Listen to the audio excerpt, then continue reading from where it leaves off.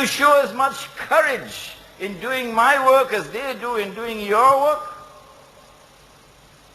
وَالْعَادِيَاتِ ضَبْحًا فَالْمُورِيَاتِ قَدْحًا فَالْمُغِيرَاتِ سُبْحًا فَأَثَرْنَ بِهِ نَقْعًا فَوَسَطْنَ بِهِ جَمْعًا.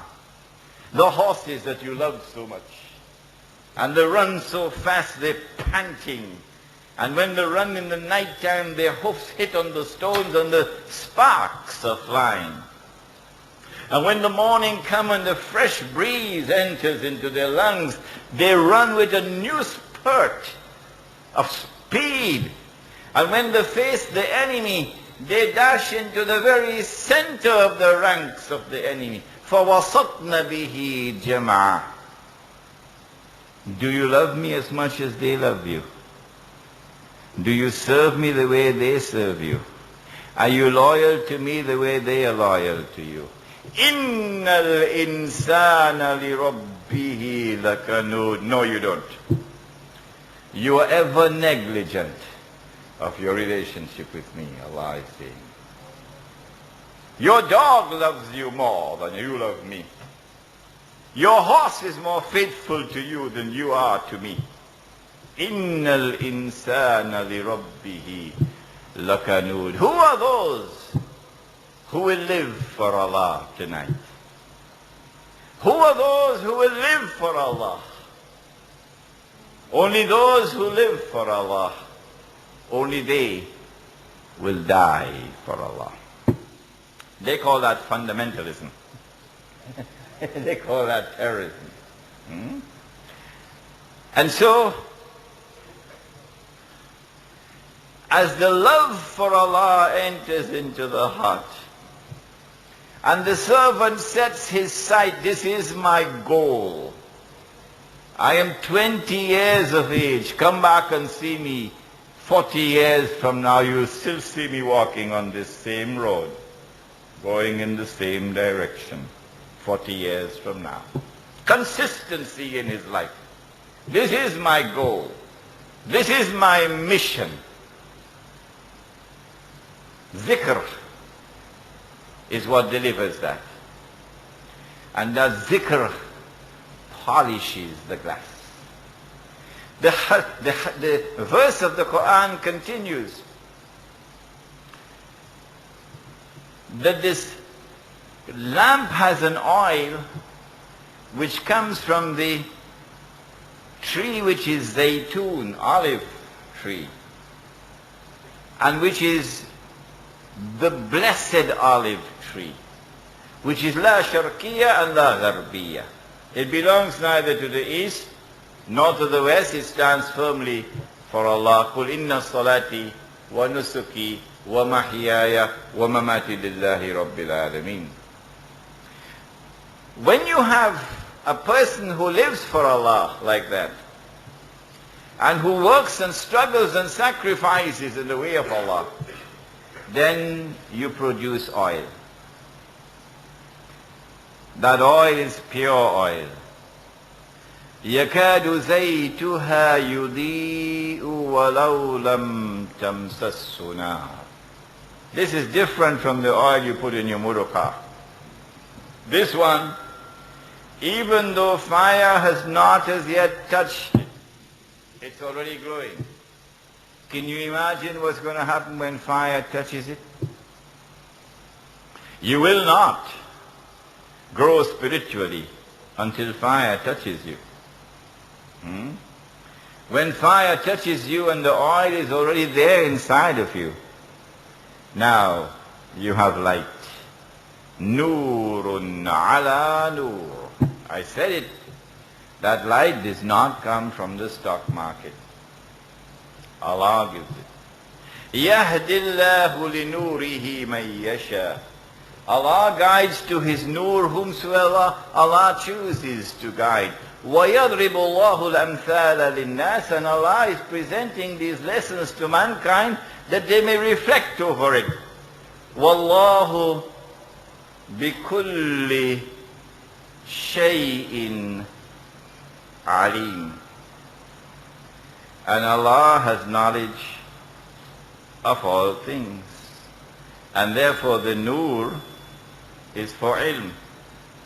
And therefore the essential goal of the spiritual quest is knowledge which comes directly from Allah.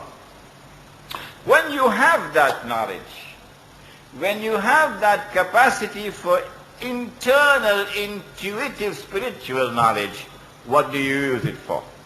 How important it is? Where do you apply it? This is the last part of the epistemological lesson. The stranger asked question 4. When will the last day come? And he replied, sallallahu ta'ala alayhi wa sallam, and he said, the one who is being questioned has no more knowledge than the one who is questioning. So next question, please. That's the way we respond. Anyone who wants to engage us on this subject, only Allah knows. Only Allah knows when the world will come to an end. None of us knows.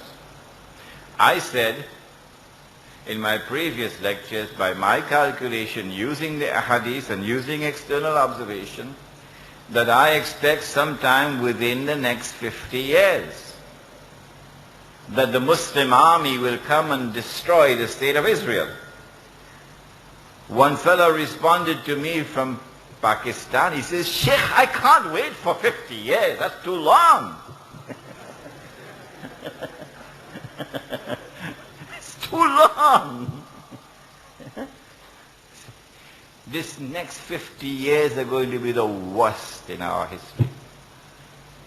The greatest suffering, the greatest oppression will come these next 50 years. The wickedest of the wickedest of the wickedest of the people will be the rulers of the people. And mercilessly and shamelessly will they be attacking Islam while hiding behind a curtain called terrorism. So watch it. If you want to be a part-time Muslim, no problem. No problem. But the minute you want to be a true servant of Allah, they're coming after you. When they come after you, you better have protection from Allah. If you're not reciting Surah Al-Kahf every Friday, they're going to cut you down. They're going to cut you down.